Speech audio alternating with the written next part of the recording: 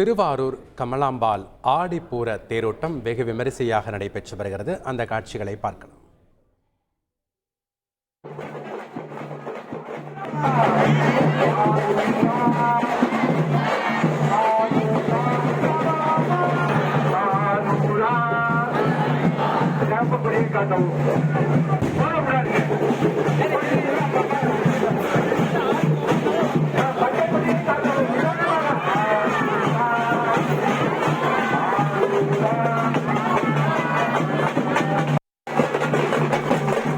கூடுதல் தகவலை செய்தியாளர் மணிகண்டன் வழங்க கேட்கலாம். வணக்கம் மணிகண்டன், ஆடிப்பூர தேரோட்டத்தை முன்னிட்டு கோவிலில் என்னென்ன சிறப்பு ஏற்பாடுகள் செய்யப்பட்டிருக்கு, பக்தர்களுடைய வருகை எந்த அளவுக்கு இருக்கு, அங்க இருக்கக்கூடிய விவரங்கள் என்ன?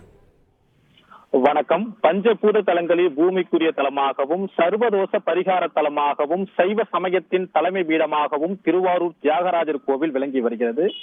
ஒவ்வொரு வருடமும் பங்குனி உத்திர திருவிழாவின் முக்கிய நிகழ்வாக ஆழி தேரோட்டம் நடைபெறுவது வழக்கம். அந்த ஆழி தேரோட்டம் உலக புகழ் பெற்றது.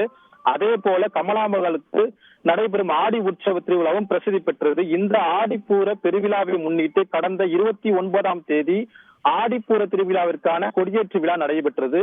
இந்த ஆடி உற்சவ விழாவை முன்னிட்டு ஒவ்வொரு நாளும் கமலாம்பாள் சுவாமிக்கு கேடக உற்சவம், பூத வாகனம், யானை வாகனம், ரிஷப வாகனம், கைலாச வாகனம் உள்ளிட்ட வாகனங்களில் அம்மன் வீதி விழா காட்சி நடைபெற்றது.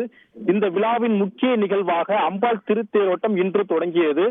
கோவிலில் இருந்து கமலாம்பாள் சிறப்பு அலங்காரத்துடன் புறப்பட்டு தேரில் எழுந்தருள் செய்யப்பட்டு மாலை சரியாக 4:45 மணி அளவில் கமலாம்பாள் தேரை ஆயிரக்கணக்கான பக்தர்கள் ஆரூரா கமலாம்பாள் என பக்தி பரவசம் முழங்க இழுத்தபடி பக்தர்கள் தேரை வடம் பிடித்து இழுத்தனர்.